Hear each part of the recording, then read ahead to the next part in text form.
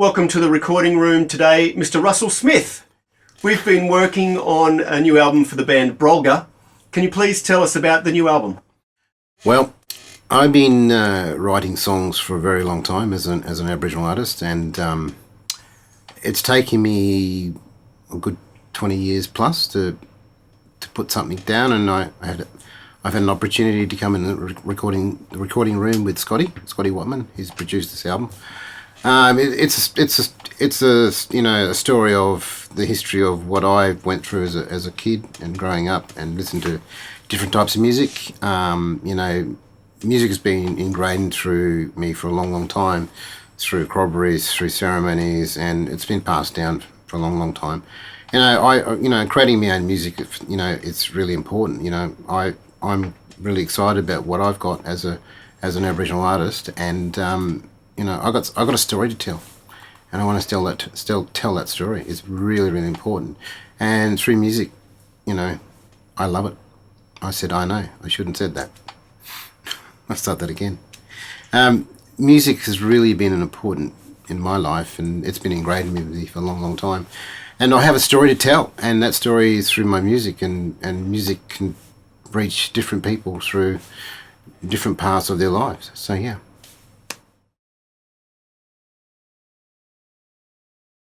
So the opening song of the album is a track called Waddy, and it's an instrumental. Yep. Can you talk about the song and how it came about? Waddy is a traditional word for initiated man, old man. And for me, it's been really important to put an instrumental track down like Waddy. I played didge for the last good knows how many years, but I thought, looking at a traditional element of the didgeridoo and using the rock and roll band of my boys in the band, I thought it'd be nice to actually put something down totally contemporary and very, well, I wouldn't say funky, more rocky.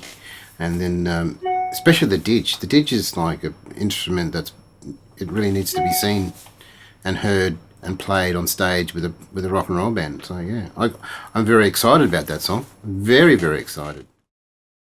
The individual players get to show their talents as well. They do. I've got some serious musicians in my band. Lee Morgan, Phil Sobrano, Dave Moody, Matty Vale, and Bones Sloan. Those guys have just been amazing to play with. And there's a special appearance on Waddy by Ash Naylor too, I believe. Mrs. Naylor? I call him Mrs. Naylor because I know Ash for many, many years, and I'm actually touring with him now with Paul Kelly. So he's been a great, good friend of mine. We've been together nearly 30 years, and on tour with Ash, it's like, we get to go, mate, we've done this for 30 years, Russell. So yeah, and Ash he jumps in on guitars every now and then, and I'm pretty excited to have him on guitar. He's such a good guitarist. So, and plus, especially on Waddy, it talks about, well, I think the track it speaks for itself. You don't have to say words when it comes to didgeridoo. It's kind of like, this is the actual track. There's no words, but have a listen. Well, I'm not going to touch too much on the traditional side of it because because you have to be initiated, that sort of stuff. So it's important to recognise, for me as an Aboriginal man, and to recognise my past as a musician, songman, and I want to recognise through the initiation of Indigenous men, it goes through through law. So for me, this is the way I wrote. This is the way I wrote this song, and how important it is, and using the element of didgeridoo and rock and roll, and that's what it is. It's just really important. It's from the heart, not from just purely from words or whatever. So it's more about the emotional content. Yes, it is, and that emotional content is when you play. When I play didgeridoo, I close my eyes, and it's amazing. It doesn't matter which part of the world you go. People love didgeridoo. It doesn't matter. And, I've become one of the best rock and roll didge players going around, which is great for me.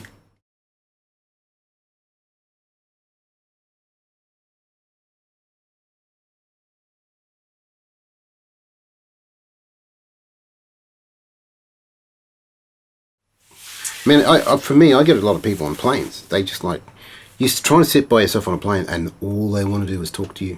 Yeah. They want to talk to you. So what do you think about the voice? And you go, okay,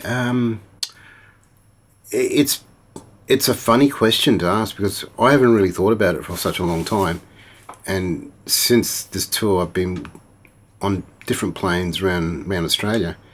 And the question comes up all the time. What do you think about the voice? What do you think about the statement to Parliament? And I'm like, I haven't begun to delve into it because I don't think no one knows what's going on within Parliament till we have a clear understanding of what they are thinking, as in the politicians, and how Aboriginal communities can perceive that question.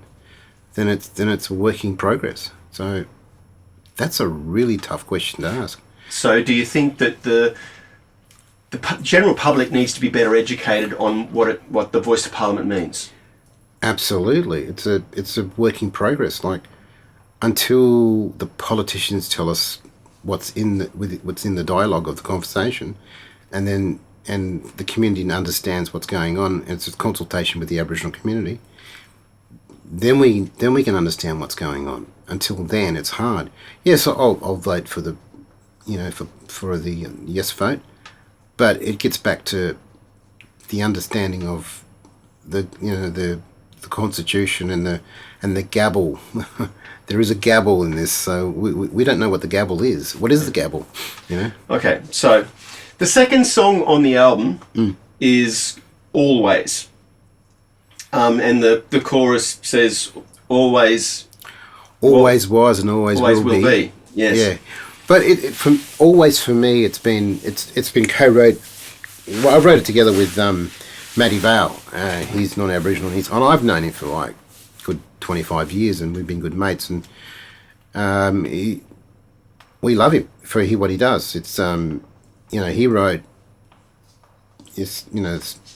some of the tracks, and for me always has been it's a political song, but it's not quite saying always was and always will be Aboriginal land. It's always was and always will be, and that leaves the Aboriginal part out.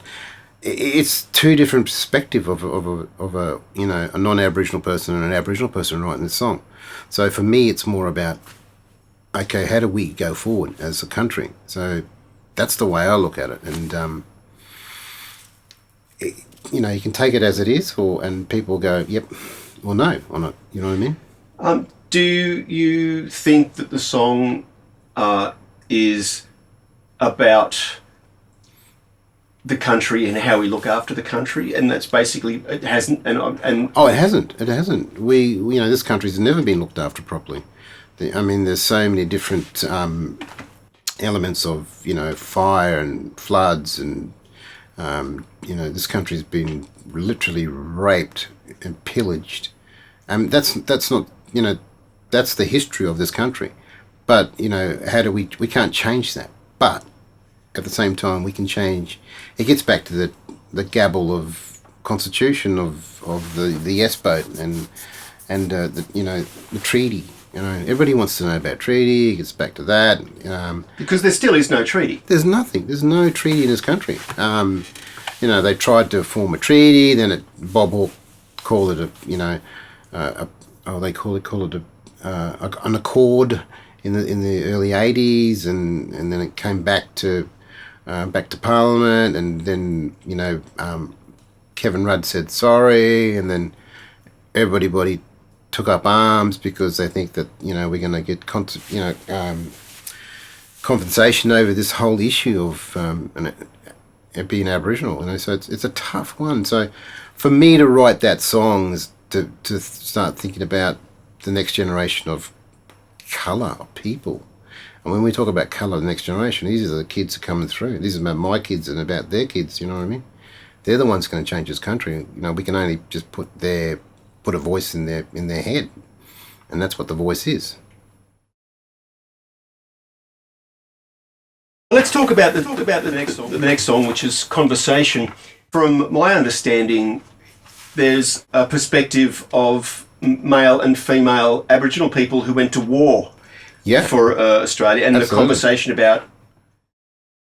Well, explain what where's conversation lead to?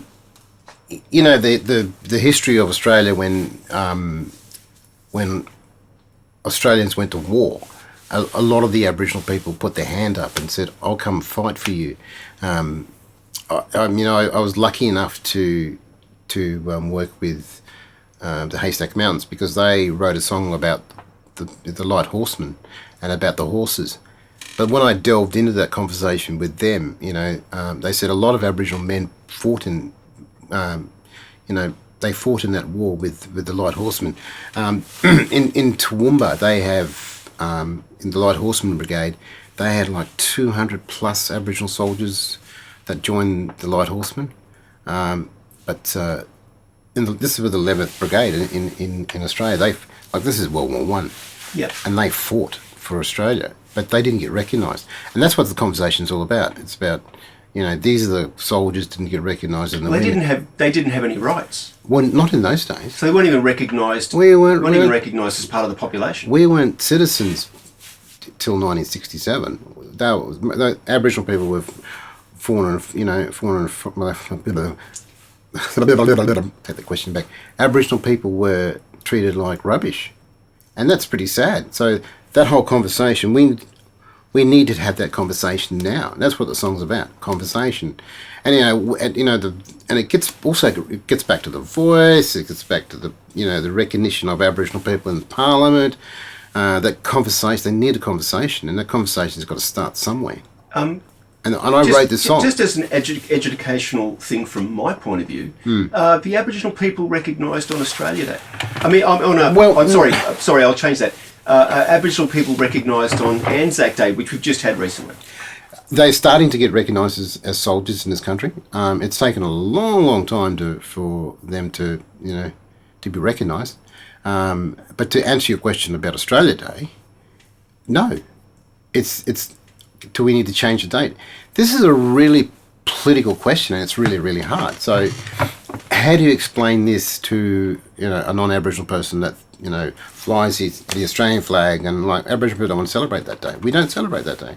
I mean, I don't celebrate that day because I just go and sit in go and get my mates and sit in the park and have a barbie. Do you go with the what people that call it Invasion Day? I do. Survival Day, Invasion Day. Yeah, I do. But it's not a negative thing. It's like, why is Aboriginal people trying to celebrate this day? Because it was a day of mourning for, Captain Cook did landed in Sydney Harbour on that date. So, there's that history. There's a white history side of it, and then there's the Aboriginal history side of it. And that stands the problem of, okay, is this country being taken over by the Europeans, where they had conversation with the First Nations people. In Captain, the Queen or the King of the day, I've said, when you land in a country, you must have a conversation, a dialogue with the First Nations people. That was part of the mantra of the British law when they travelled the country, which they didn't have. Captain Cook did not had a conversation with. He did not have a dialogue with Aboriginal people in this country, and it was kind of sad in a way that why have we not having a conversation? Because Terranalius was the. So it was thought to be completely uninhabited. It was. But they got here and they found that it wasn't. It wasn't. No.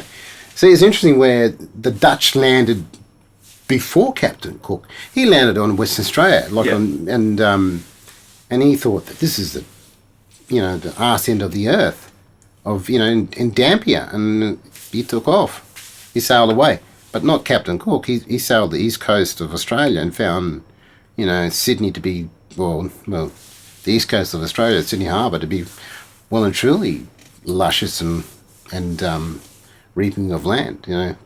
That's the conversation we need to have. It's not we can't change history, but we can change the narrative of conversation with white Australia, and this is what conversation's all about. The history's there, but we can't do nothing about that. But having conversation with people is really important, and So I guess it's more about education. Education is the key. I know that in schools it was never taught when I was young. Yeah. So these are things that are we're only learning about now, which is sort of sad. It's very sad. And if you take the line of treaty from Unedited, this land was never given up. This land was never bought and sold. They planted the Union Jack and never told anybody at all, about Aboriginal people. I mean, that's the line out of Unedited Treaty. So, so we have to think about... This is not a negative thing. This is about, we need to have this conversation. Yeah, because you can't change the past. It's about how we move forward from here. Absolutely. And there's other people who want to, raise their flag and make, havoc into the wind of the history of Aboriginal people, all you white people, bunch of idiots. But sometimes you need those idiots to have a conversation with you. You know what I mean? Yeah. That's what it's all about. So, So conversation for me is very personal. This is not about me going out and doing stuff. I mean, I recognise the atrocities of war, of Aboriginal people. I was talking to one of the light horsemen, the president, the other day, and he was telling me those soldiers, the white soldiers, would not go to war without those Aboriginal soldiers because they fought alongside them, and that's really interesting to see. So they had lots of respect for them. Oh, totally. But they weren't, when they came back, they didn't have that respect because they weren't citizens, They weren't given plots of land because of their white soldiers, Yeah, so when they came back, so the white soldiers were obviously treated very differently. Oh, totally. I mean, absolutely. And Aboriginal soldiers weren't, because it gets back to that we weren't recognised as people in this country. And for years we've been trying to do something about this. It's important that we take care of our soldiers, black and white, They fought for this country, you know.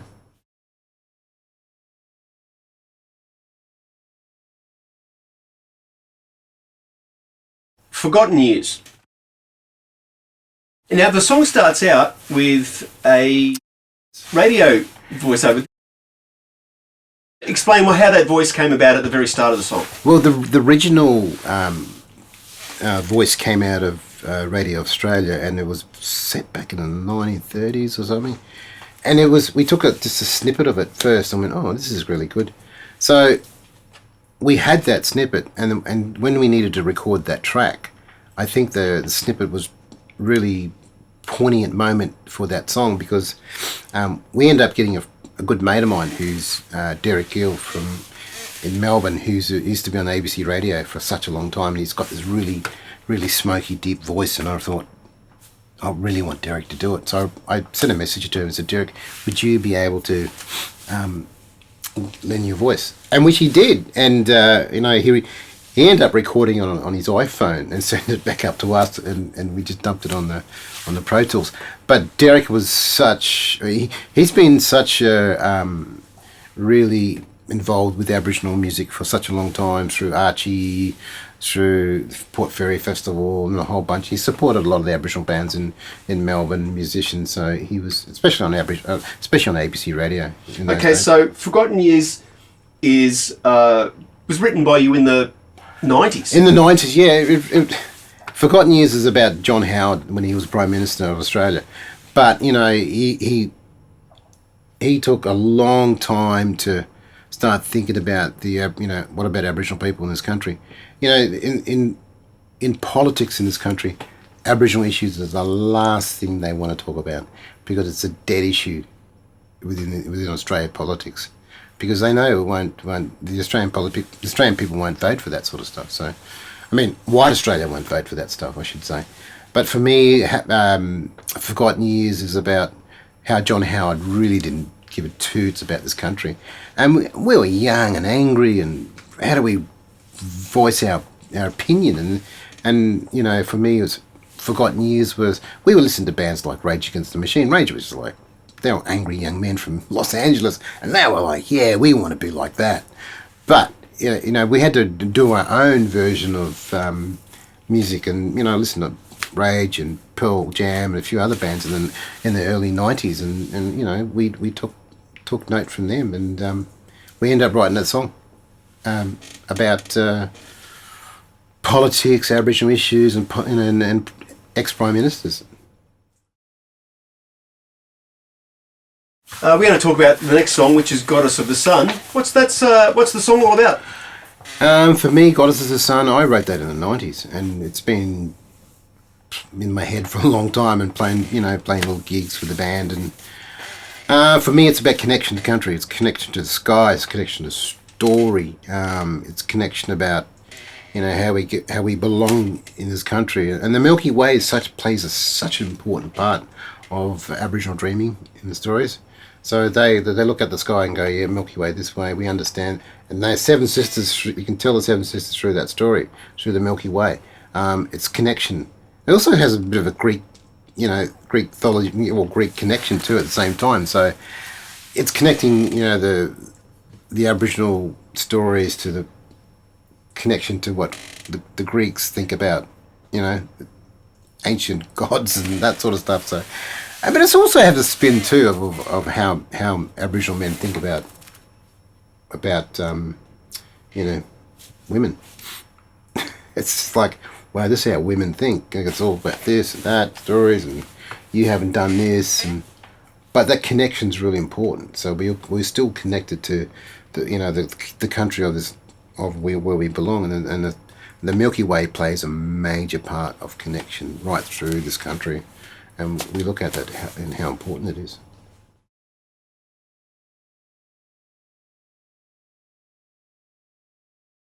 Heart of the Matter. And this song actually has a relevant personal connection to you of an event that happened just recently. Well, I wouldn't say recent. It's more about, I say recently. I'm still in the fire brigade in Mount Tamborine. So is Leighton Lee, another Aboriginal man in Mount Tamborine. We did a traditional burning, like literally no chemicals put down on the ground. It was just like this, and then the fire was lit, and we put the fire down. But it was interesting when Leighton put the actual first fire down. Normally fire goes like this, like just burns the ground very slowly. But for some reason this fire went and it was captured by camera. And the camera guy didn't think about it at all, until we looked at the picture and went, well, hang on. There's Leighton Lee putting the fire down, and then there's this old traditional man the area that we burnt. And he was standing not far from Leighton, and this fire went up. And we looked very closely at it. It was an old traditional man, Aboriginal man, standing in the fire. And I thought, wow, okay, this is really interesting. So, for me, to burn, when you burn country, an old man in the fire looking straight at you, it's like, wow. And you're looking straight back at him. It's like, I had to write a song about that. So we did, and that's where the heart of the matter is all about. It's about the land and how we see the land differently to how non-Aboriginal people see the land. So in the burning of the land, is that about renewal and regrowth? Yeah, it actually is about renewal of country. It burns all the top, all the grasses and all that sort of stuff. And all the plants that have been introduced to this country, it burns all that first, and then try and brings the grasses come up. It takes time. You've got to keep burning. It takes time to burn up. You know what I mean? But this is what we see traditional burns. It's been going for many, many thousands of years, and we're still doing it today. We've had all these fires in this country, New South Wales, Victoria, part of Queensland. And the conversation comes out with government. We should have been listening to Aboriginal people in the first place, how to burn this country.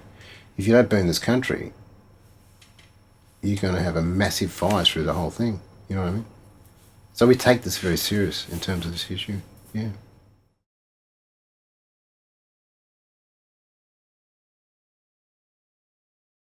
Okay, so we're going to move on to the song Long Way From Home. And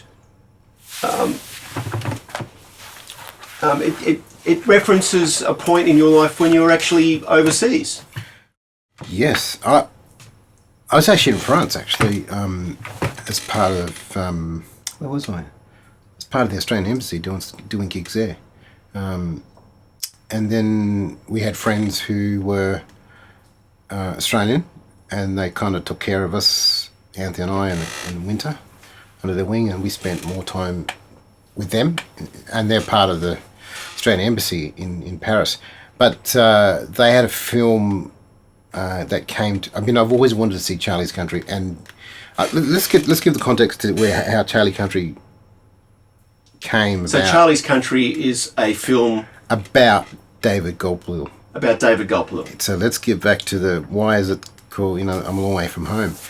I've been when I was a kid growing up in South Australia, and I watched Storm Boy, and I went, oh my God, David Gulpilil was just the man. And I was a kid, watching Storm Boy.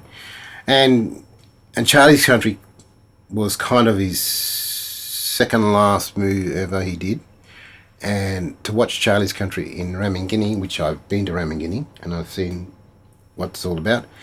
But, and it was in French subtitles. Oh, wow.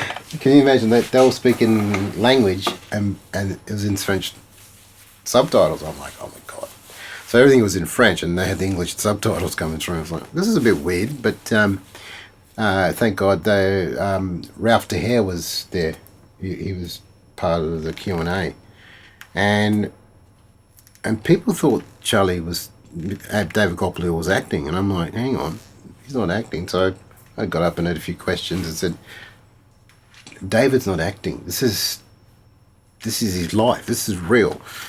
He was looking at me, well, who are you? I said, no, this is what David's about. This is his story. So to see Charlie's Country in a totally different light in terms of the English language is not, it's not the first language of Australia. It's, Aboriginal people can speak so many different languages in this country. So yeah, so to see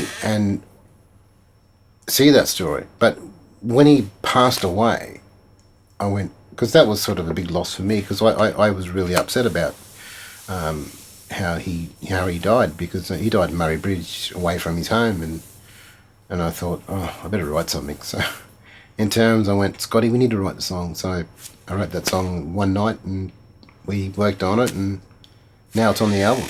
So in some ways, the song is a dedication to David Gulpilil. It is. That's his song, and I'm really grateful for what he made a lot of people happy in terms of, music, dance, and, Walkabout was just like, he was a 16-year-old boy.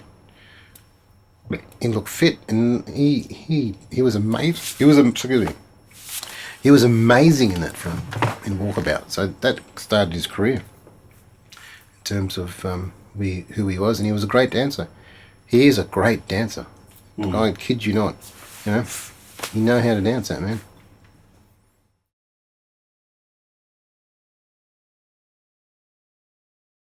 Okay, so we're going to move on to the song My Head is Full of Dreams. Can you tell us a bit about that song? Yeah, for me, when I wrote Head Full of Dreams, it's like I just wrote songs. I just wrote words in this song. It talks about my connection to who I am as an Aboriginal person.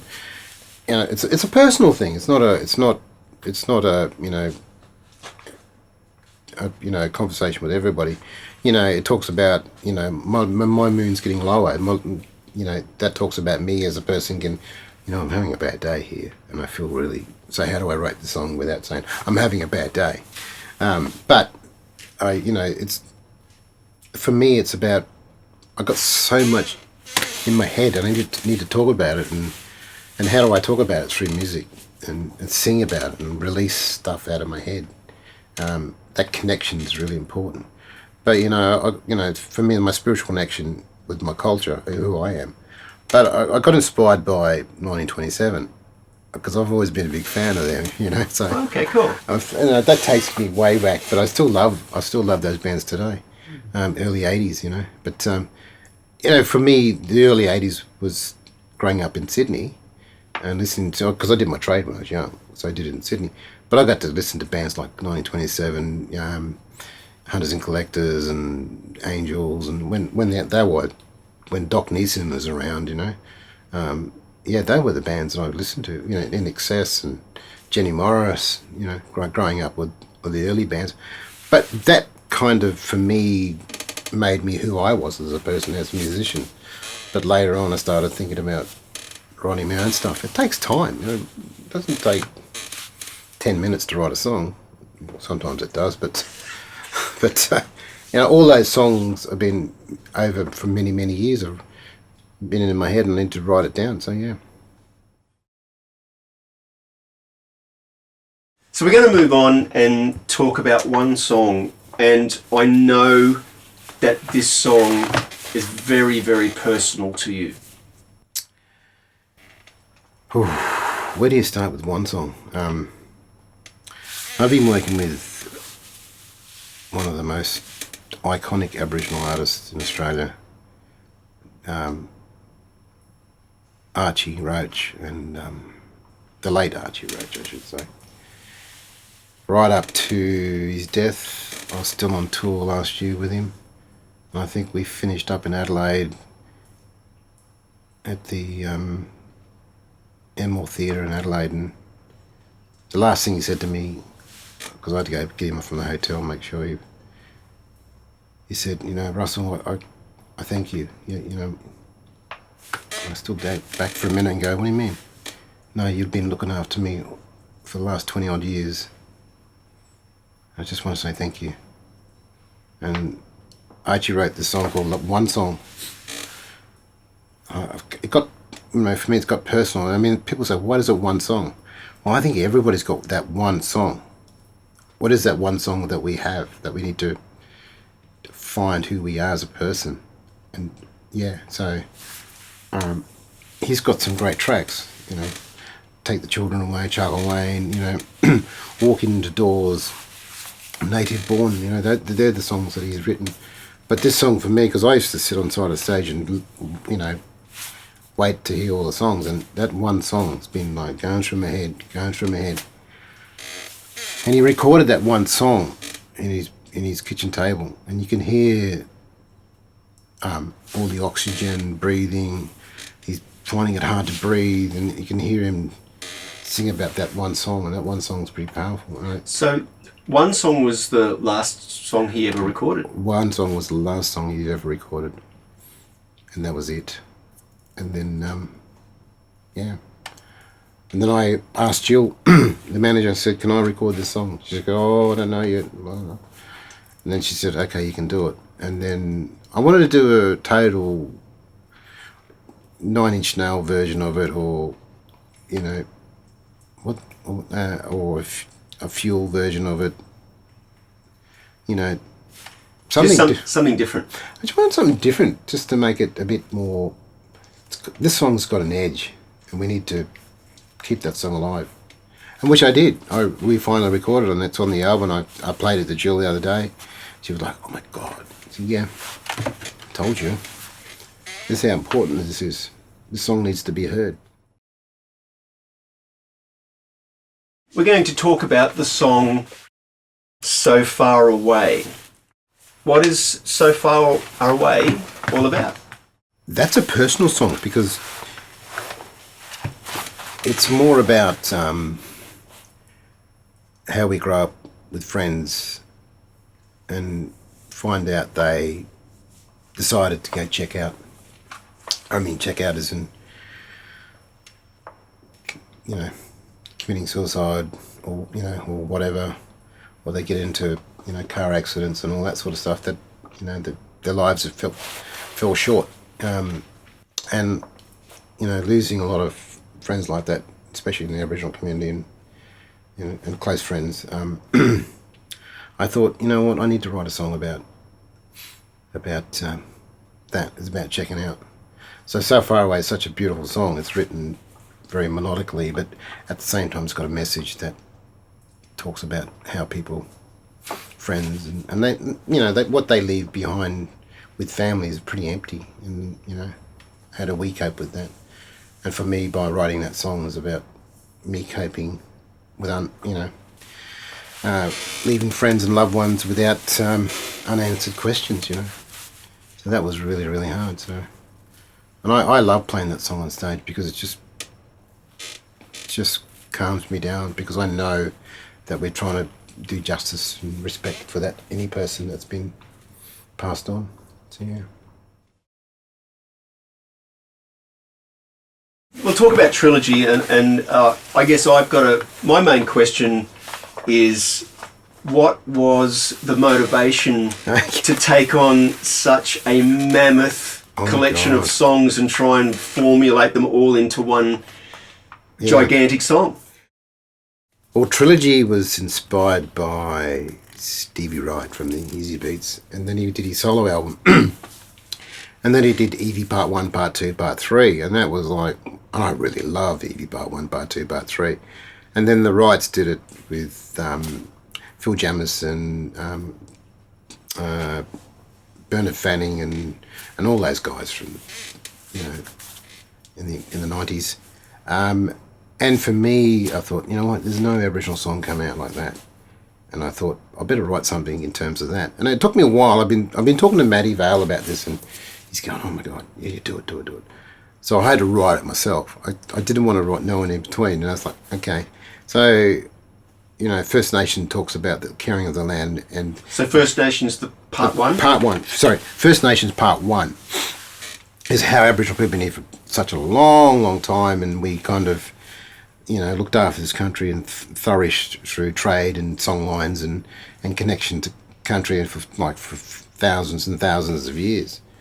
And then Part 2 was The Ghost of White Australia, when it talks about, when Captain Cook landed and they would, either try to settle this country or they took it by force. And they the history was written from day dot.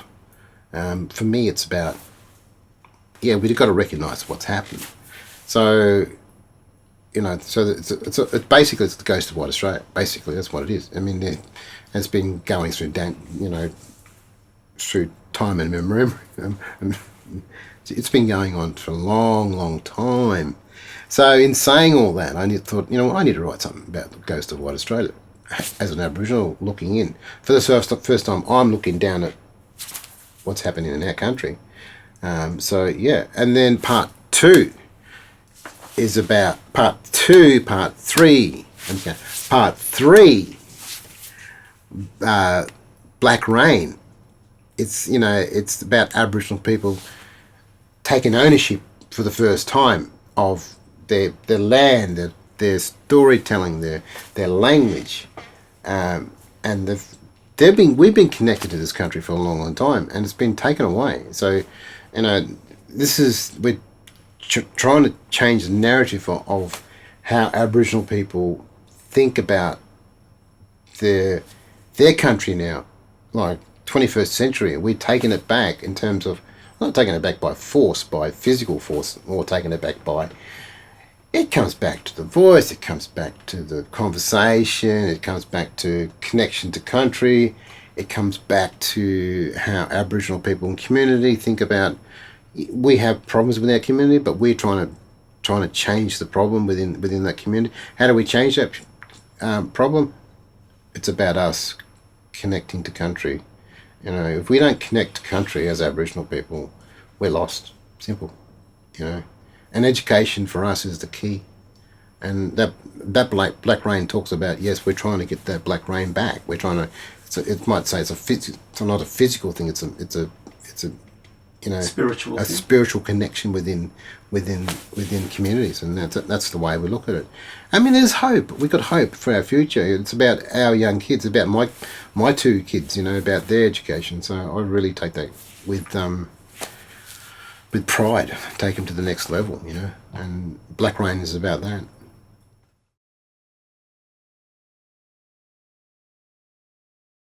Wishing Tree is a song about female Aboriginal people. Yeah. Can talk about that a bit? Well, a wishing tree is a bit more. It's not about a big tree. It's about. It's a spiritual connection of grandmothers, mothers, and daughters, and this is what I see with me, and it's about that lost connection. Having the grandmother come looking for a granddaughter, that's been lost for a long, long time. And to have that spiritual connection with the grandparents is really important. Well, especially the mother, the grandparent, the grandmothers, because they're the backbone of community. Did the stolen generation, was that part of how that was broken? Yeah, it has. Yeah, it does, because the older generation is really important for mothers and fathers and kids and connection to who they are. A lot of the Aboriginal people that were taken away still find it hard. That's the connection to. And for me to write that song, the wishing tree is a metaphor for strong Aboriginal grandmothers and mothers and daughters. So that connection is really, really important. And if you don't have that connection, if my daughter didn't have a connection with me, she'll be lost. And same with, my daughter's, talks about, because my wife's non-Aboriginal and my daughter's Aboriginal, so therefore that connection is really strong. So it talks about that connection. It's having that powerful narrative of this big tree that's been growing down for a long time, has roots right through. But that roots is about Aboriginal grandparents being who they are. So when I wrote that song, I've had that song for 20 plus years, and I thought, how do I write this song? So I finally put it down. Does the album have an overall theme from your point of view? Is there a central message that theme that runs through the whole album? Yeah, it's about country, it's about language, it's about connection to who we are. It's also connected to grandmothers and daughters and children. It talks about an icon of Aboriginal artists like Archie Roach. Then it talks about an icon of an actor called David Gopal, who passed on. Both of them passed on last year. But it's about respect too of who these people are. But the album for me is more about my story and what I've written. And it's an individual story. It's not just everybody's got a story to tell, and I definitely got the story to tell. And I wrote the story through music and didgeridoo. Very briefly, can you describe, in a brief sense, your upbringing from when you were a young person right through, and so just very briefly through how things have progressed through your life up to where we are now? I grew up in an Aboriginal mission in South Australia. It's been an interesting journey for me to be in that, because you fight for every scrap of food on the table, and you're on your own half the time because your parents not there. And then went to WA, 2 years, worked there, hated it. I didn't want to work there. I was a long way from country, still young. And then Sydney in the early 80s, started to learn music, started my apprenticeship, had a good start there. In the 90s, moved to Melbourne, learned to play rock and roll. Made good friends with Ash Naylor and a few other guys in the band. Hence the relationship now with Paul Kelly, because I've known all those guys for a long time. Now I'm, up on a very good mountain and married with 2 kids. So that's my life, who I am as a person now. So you've had quite a bit of experience of lots of different parts of Australia. I have indeed, and you've toured quite extensively through all that. You're going. You were saying that next week you'll be in Darwin. I'm in Darwin next week, playing that song from Little Things, Big Things Grow. It's the most iconic song in Australia, I reckon. It's written by, Paul Kelly and Kev Carmody, but everybody uses it. That song, and it is. I mean, when we play that song on stage, I watch people on stage and they just go, "Oh my God!" Pull out that didgeridoo, man. Phew. I cannot say words cannot explain why that didgeridoo says a lot. It does. You can go anywhere in Australia, you can go anywhere overseas, and you pull that didgeridoo out, and everybody gets homesick.